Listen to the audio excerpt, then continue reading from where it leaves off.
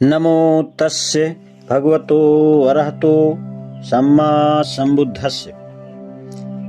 धम्म तभी सद्धम्म हो सकता है जब वह यह शिक्षा दे कि करुणा से भी अधिक मैत्री की आवश्यकता है। बुद्ध केवल करुणा का उपदेश देकर ही नहीं बैठे हैं। करुणा का अर्थ मानव मात्र से प्रेम करना है। बुद्ध ने इससे भी आगे मैत्री की शिक्षा दी। मैत्री का अर्थ है सभी प्राणियों से प्रेम करना। तथागत चाहते थे कि आदमी केवल मनुष्यों के प्रति करुणा करके संतोष न करे, बल्कि इससे और आगे बढ़कर प्राणियों के प्रति मैत्री की भावना पैदा करे। भगवान बुद्ध ने अपने एक प्रवचन में यह बात उस समय ठीक प्रकार से स्पष्ट कर दी जब वे सावत्थी में विहार कर रहे थे। मैत्री के बारे में बतलाए हुए भगवान बुद्ध ने भिक्षुओं से कहा, मान लो एक आदमी पृथ्वी खोदने के लिए आता है, तो क्या पृथ्वी उसका विरोध करती है?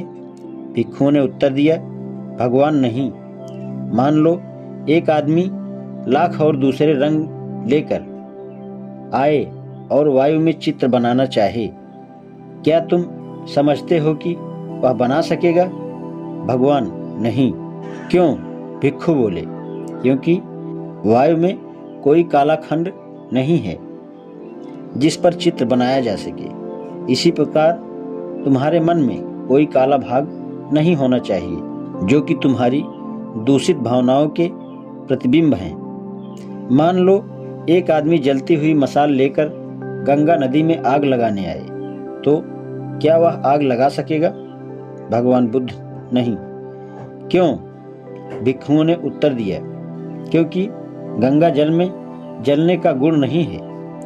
अपना प्रवचन समाप्त करते हुए तथागत ने कहा, भिक्षुओं, जैसे पृथ्वी आघात अनुभव नहीं करती और विरोध नहीं करती, जिस प्रकार हवा में किसी प्रकार की प्रतिक्रिया नहीं होती, जिस प्रकार गंगा नदी का जल अग्नि से अबाधित रहकर बहता रहता है, उसी प्रकार है भिक्षुओं, यदि तुम्हारा कोई अपमान भी कर दे, यदि तुम्हारे साथ कोई अन्याय भी करे, तो भी तुम अपने विरोधियों के प्रति मैत्री की भावना बनाए रखो। भिक्षुओं, मैत्री की धारा प्रवाहित और सदा प्रवाहित ही रहनी चाहिए। तुम्हारा यह पवित्र कर्तव्य रहे कि तुम्हारा मन पृथ्वी की तरह दृढ़ हो, वायु की तरह स्वच्छ और गंगा नदी की तरह गंभीर हो।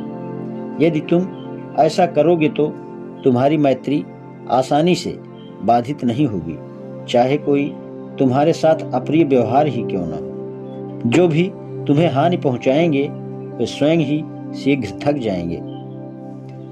तुम्हारी मैत्री की परिधि विश्व की तरह असीम होनी चाहिए और तुम्हारी भावना विशाल हो, जिसे मापा भी ना जा सके और जिसमें कहीं द्वेष का विचार भी पैदा ना होने पाए।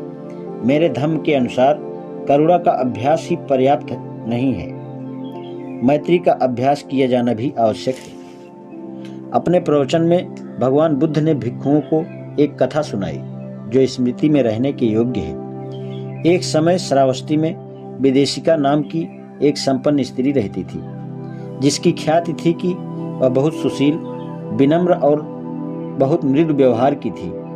उसकी एक नौकरानी थी जिसका नाम काली था। बहुत बुद्धिमान थी।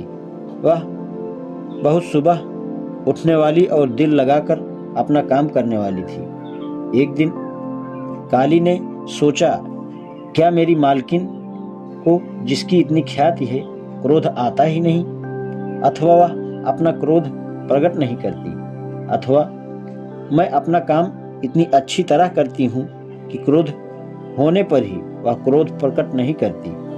मैं उसकी परीक्षा लूंगी। इसलिए दूसरे दिन वह विलंब से उठी। मालकिन बोली, काली काली। लड़की ने उत्तर दिया, हाँ मालकिन। तो इतनी देर करके क्यों उठी? मालकिन, कुछ बात नहीं। दुष्ट लड़की कहती है, कुछ बात नहीं, मन ही मन। कहते हुए मालकिन क्रोधित और अप्रसन्न हो गई। यद्यपि वह क्रोधित है, फिर भी उसने क्रोध प्रकट नहीं किया। नौकरानी ने सोचा, ऐसा इसलिए है कि क्योंकि अपना काम इतनी अच्छी प्रकार से करती हूँ कि उसने अपना क्रोध नहीं दिखाया। मैं उसकी और परीक्षा लूंगी। इसलिए दूसरे दिन वह और भी अधिक देर करके उठी। मालकिन चिल्लाई, काली काली। काली ने उत्तर दिया, हाँ मालकिन, तू इतनी देर करके क्यों उठी? मालकिन, कुछ बात नहीं। दुष्ट लड़की कहती है कुछ बात नहीं। कहते हुए मालकिन गुस्सा दिखाते हुए चिल्लाई, हाँ, उसमें क्रोध तो है, लेकिन वह प्रकट नहीं करती, क्योंकि मैं अपना काम अच्छी तरह से करती हूँ। मैं इसकी और परीक्षा लूंगी। इसलिए अगले दिन वह और भी विशेष देर करके उठी। मालकिन चिल्लाई, काली काली। लड़की बोली, हाँ मालकिन, तो इतनी देर से क्यों उठी?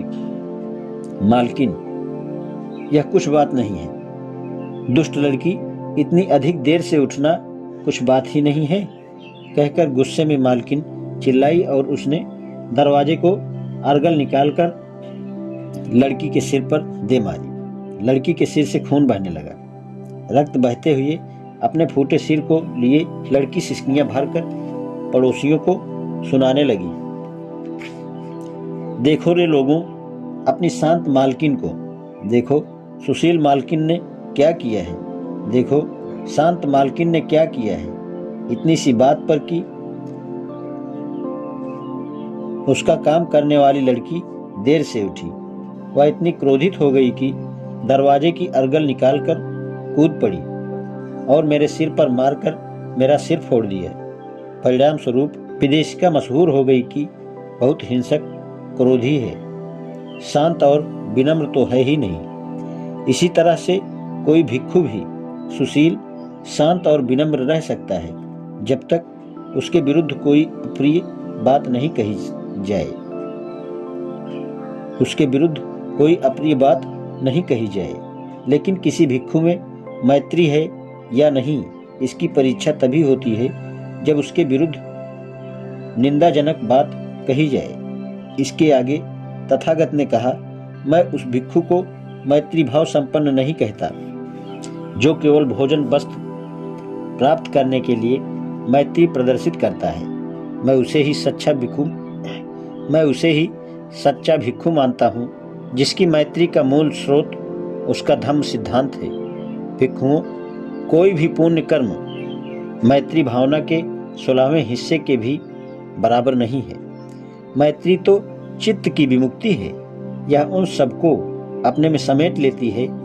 यह प्रकाशमान होती है, यह प्रदीप्त होती है, यह प्रज्वलित होती है। और भिक्षुओं, उसी प्रकार जैसे वर्षा ऋतु की समाप्ति पर बादल रहित साफ आकाश में उदय होने वाला सूर्य समस्त अंधकार को दूर कर देता है, वह प्रकाशित होता है, प्रदीप्त होता है तथा प्रज्वलित होता है। ठीक उसी प्रकार हे भिक्षुओं, धम्म पुण्य प्राप्त करने के कोई भी साधन मैत्री भावना के 16वें भाग के बराबर नहीं है। मैत्री भावना तो चित्त की विमुक्ति है। यह उन सबको अपने में समेट लेती है। यह प्रकाशमान होती है, यह प्रदीप्त होती है, यह प्रज्वलित होती है। आज इतना ही। नमो बुद्धाय।